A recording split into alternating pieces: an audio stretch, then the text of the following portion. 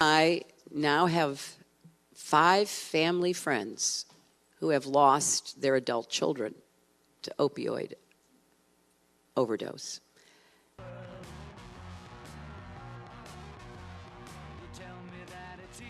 If you never start taking the drugs, you're not going to have a problem. And when we make it so hard for them to get into the country, beyond even New Hampshire, because we're going to have that wall is going to be so big and so strong and so powerful, and we're going to have our border guards. Ready? Let me see here. Carter. Nope. Oh! Okay, I was going to get it right. Yeah. So, Cooper? In 2016, the candidates talked about addiction and what they're going to do, and most of them had really good ideas. And they talked about it as the #1 thing in 2016.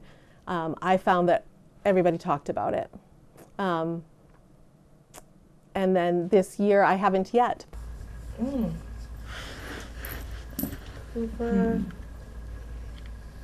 He's smiling. Everybody has their cause or things that's important to them. And in New Hampshire, we are losing, more than a person a day, and we have been for many, many years, to substance use disorders.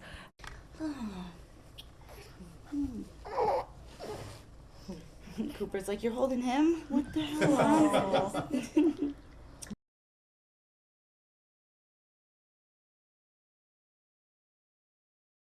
I honestly just want to see change and people be proactive rather than reactive, and I feel like every 4 years it gets talked about and then it gets lost.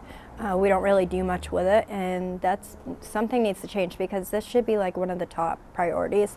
There's so many people dying, there's so many people struggling.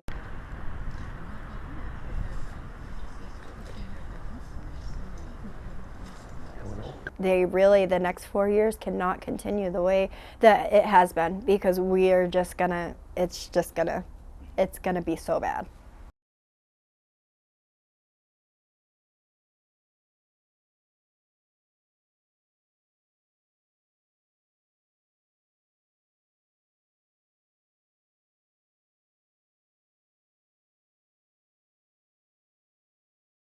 What I am looking for to hear from people that represent us is that, #1, that they do, that they recognize that substance use disorder is a disease that should be treated just the way any other disease is treated. It is and that it is also a public health emergency in the same way that COVID was, and it should have the same type of supports. And that it's a stigmatizing, discriminated disease, and that they are not going to punish people that have substance use disorders. So he was A and he was B, and he's like, Carter, Cardi B. I'm like, oh my God.